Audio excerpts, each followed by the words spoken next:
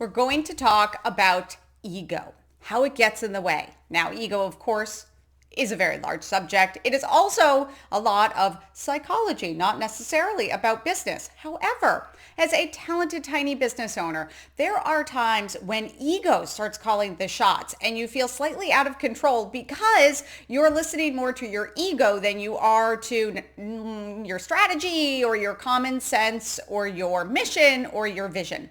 We're going to talk about the three biggest ways that ego does get into the way of talented tiny business owners and their businesses and what to do about it. The first is the never anything being good enough problem. Now, this can happen in two ways. One is that nothing is ever good enough for you.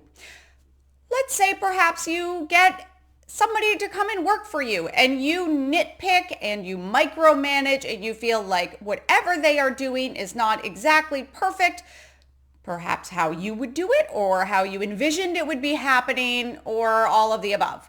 Well, that is probably a case of ego and of you needing to work a little bit on understanding maybe what you outlined for them to do. Maybe you have not done the job and you're expecting something that is unrealistic, or maybe it is somebody that has not been trained yet and they just don't know. But often our ego will think what I need for my business or what I'm doing has to be perfect and I accept nothing less.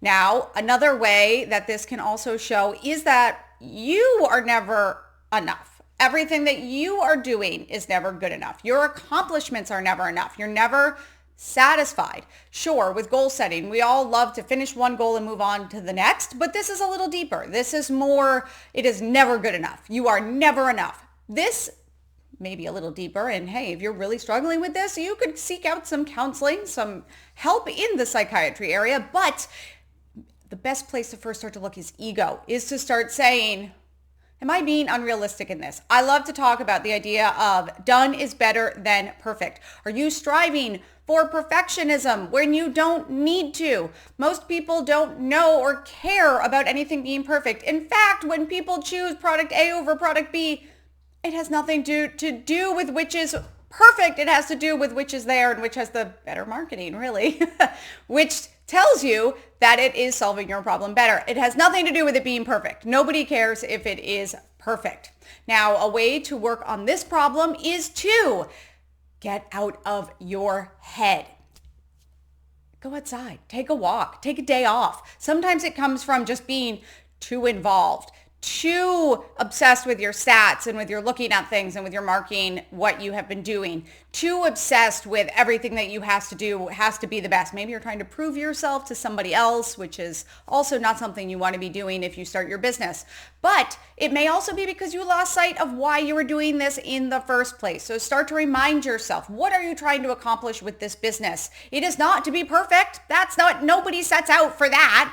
So make sure that you are, if you're spinning your ego a little bit into nothing is good enough done by others and nothing good enough done by you, you're one, taking a day off, two, or an hour, taking a little break, and two, you are making sure you're revisiting why you're doing it in the first place. All right, the second is that you are obsessed with being right. I'm not talking about Facebook arguments.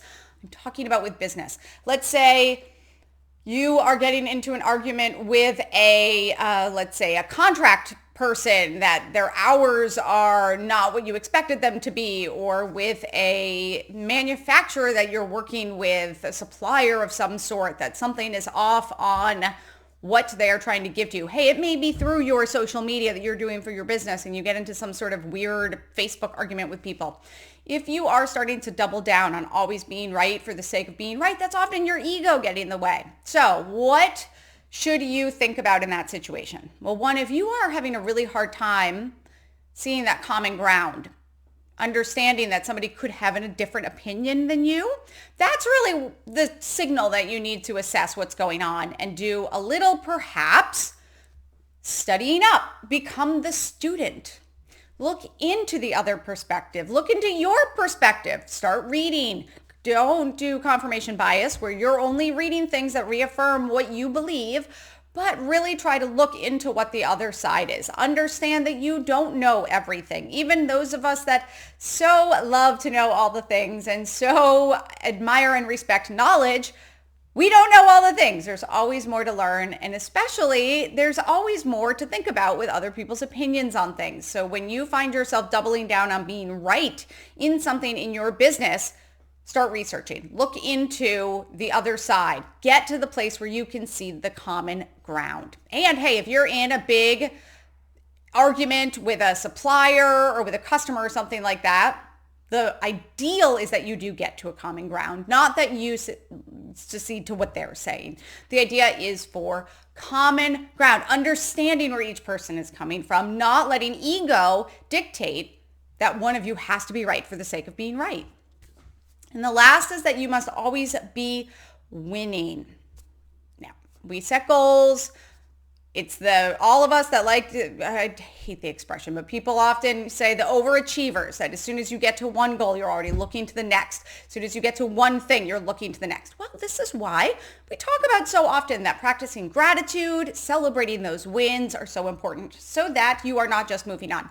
But I'm not really talking about that. I'm talking more about that you are not satisfied unless you're the best of the best of the best. Maybe the award starts to become more important to you than the actual work. Hey, everybody can always do a little reading with Steven Pressfield's Do the Work, especially writers. But in general, this is a great time to remind yourself, it's about the work. It's about the process. It's about putting out something that you're proud of. It is about doing something that you really know is solving a problem or is helping the demographic that you want to be helping, not about just winning things. Winning often is the ego side of things. We all know the Hollywood trope of the wanting to either be the person winning the Academy Awards or the person that is, the face of the rom-coms or something. They are not always the same person. However, at least when we are in Hollywood, the Academy Award winners don't often make as much money as the rom-com people. It's very interesting.